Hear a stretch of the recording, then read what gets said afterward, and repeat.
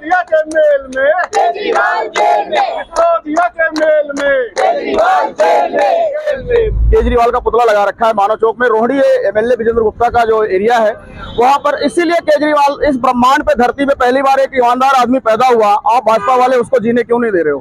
दिल्ली प्रदेश के प्रवक्ता हमारे सामने हैं और रोहिणी की जो है वार्ड 54 से निगम पार्षद भी है। बहुत सारे लोग हैं, फोर्स आप देख सकते हैं, कई सारे और यहाँ एक नारा चल रहा है। कौन सा नारा? पहले नारा सुना दीजिए, फिर बात करते हैं। केजरीवाल बीमारी है, भ्रष्टाचारी है, केजरीवाल बीमारी है, भ्रष्टाचारी है, शराब के खेल बीमारी है, भ्रष्टाचारी है, शराब के खेल में, केजरीवाल जेल में, शराब के खेल में। केजरीवाल जेल में। आप लोग केजरीवाल का इस्तीफा मांग रहे हैं और केजरीवाल जी ने साफ कह दिया है कि हम इस्तीफा नहीं देंगे, हम जेल से सरकार चलाएंगे। देखिए, केजरीवाल जी बहुत जल्दी कोई बात मानते नहीं है। अभी वो जेल गए हैं, 1-2 दिन जेल में रहने दीजिए। कल ही उन्होंने अपनी पत्नी के माध्यम से जो मैसेज भिजवाया है, तो हमको लगता है ये परिवारवादी पार्टी हो गई है। उनकी पत्नी उसी तरीके से, जिस तरीके से 2 झंडे, भगत सिंह की फोटो चीफ मिनिस्टर साहब बोलते थे, वैसे वो बोल रही हैं। उनकी भी मंशा वही है जैसे लालू जी ने राबड़ी देवी जी को लगाया था। तो आने दीजिए, 2-4 दिन बीतने दीजिए। ये जेल से कोई सरकार नहीं चल सकती है, क्योंकि कल भी बताया गया कि आधा घंटा और 1 घंटे का समय मिलता है, उसमें जेल की कोई फाइल साइन नहीं कर सकते। ऐसा दिल्ली चलेगा? अब प्रदेश के प्रवक्ता हैं, एक खबर ये आ रही है कि दिल्ली जो के कविता है, उन्होंने कहा मैंने केजरीवाल जी को 100 करोड़ दे दिया, और उसके बाद गोवा के जो वहाँ के विधायक है उन्होंने कहा मैंने पैसा लिया। उसके बावजूद भी ये कैसे कह सकते हैं कि हम ईमानदार हैं? भैया, इसी को वो कट्टर ईमानदार कहते हैं। हमको कई बार कट्टर ईमानदार, उनकी परिभाषा को समझ में आता है कि वो कट्टर चोर है। तो इसलिए बार बार कहना, कोई ईमानदार हो, बार बार क्यों कहेगा मैं कट्टर ईमानदार हूँ? मतलब क्या?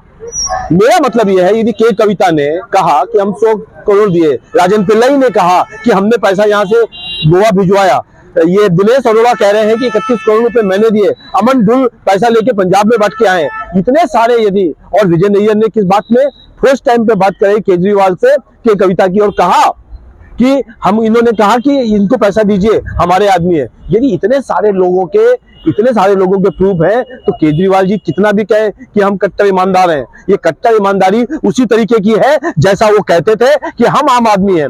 वो आम आदमी कैसा? जो अपने घर में 9 लाख रुपए की टॉयलेट सीट और 60 लाख रुपए के पर्दे लगाता है। तो वो दिखाने के हाथी के दांत कुछ और है और खाने के दांत कुछ और है। कुछ लोग ऐसा कह रहे हैं केजरीवाल अपने दुश्मनों को कभी नहीं छोड़ते। केजरीवाल ने ये जो इनकी टीम बनाई, जब इनकी आम आदमी पार्टी बनी, इन्होंने धीरे धीरे प्रशांत भूषण हो गए, और या फिर योगेंद्र यादव हो गए, प्रशांत भूषण हो गए, कपिल मिश्रा हो गए, कई सारे लोगों को इन्होंने निपटा दिया। शशि भूषण जिन्होंने पार्टी को 2 करोड़ रुपए देके चंदा, उन्होंने निपटा दिया। अब ये भी लोग सवाल उठा रहे हैं कि इन्होंने संजय सिंह को निपटा दिया। संजय सिंह ज्यादा बोल रहे थे, उन्हें खतरा था संजय सिंह से। मनीष सिसोदिया को इन्होंने ही निपटा दिया, और आपके सत्येंद्र जैन को भी इन्होंने निपटा दिया। इसको आप कैसे देखते हैं?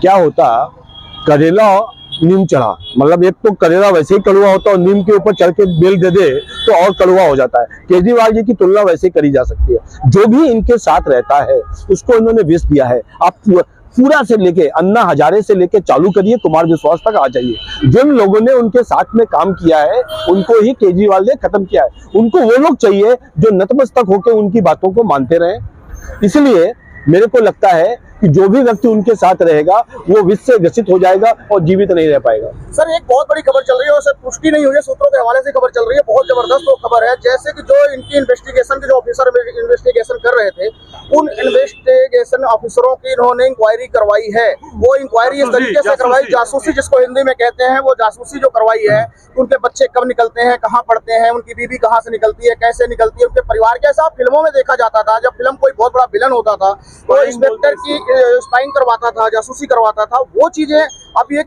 मुख्यमंत्री इस तरीके से कर रहा है, जिसपे तो मुझे लगता है एनआईए की जांच संभव है। देखिए, पीछे भी एक एनआईए ने FIR करी थी और उसमें आया था कि दिल्ली की सरकार ने बहुत सारे लोगों की टेलीफोन को टैप करने के लिए बिना परमिशन के टैप करने का कोशिश की है। एनआईए की एक जांच चल रही है, ये भी जांच होगी। इस तरीके का वो काम करते रहते हैं और कहीं ना कहीं वो खालिस्तानियों से जुड़े हुए हैं। मेरे को लगता है वो इन्फॉर्मेशन खालिस्तानियों को भी दी गई है और आने वाले समय पर उस पर भी एक्शन होगा। तो आपको क्या लग रहा है, केजरीवाल जी इस्तीफा देंगे? भैया, देना ही पड़ेगा।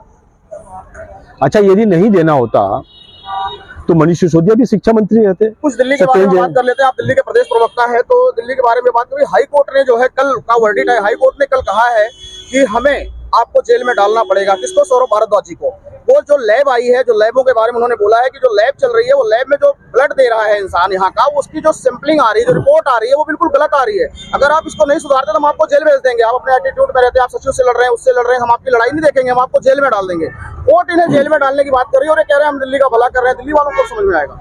देखिए, सौरभ भारद्वाज ही नहीं, बाकी और मंत्री भी जेल में जाने वाले हैं। कल आपको मालूम होगा, मटियाला के जो एमएलए हैं गुलाब सिंह यादव जी, उनको घर में भी ईडी की रेड हुई।